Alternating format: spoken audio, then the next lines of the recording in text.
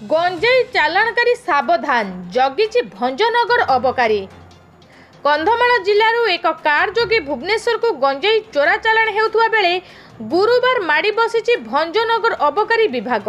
अबकारी टीम फुलबाणी भंजनगर ब्रह्मपुर रास्ता बाउंसलुंडी बाईपास छक निकटरे चढ़ाऊ करी 45 केजी गंजेई सह एक कार को जबत करिछि।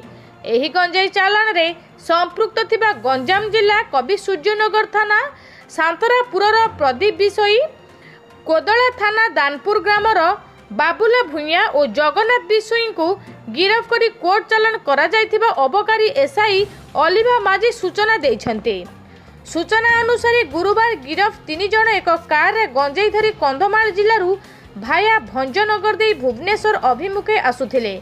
अबकारी टीम पेट्रोलिंग करुथबा समय रे कौनसी सूत्ररू खबर पाई भंजनगर अबकारी टीम फुलबाणी भंजनगर ब्रह्मपुर रास्ता बाउंसलुंडी बाईपास छक निकटरे कार को अटकाई जांच करथिले। जांच समय रे गाड़ी मध्यरु 2टी जरी अखा भर्ती गंजेई बाहरी थिला।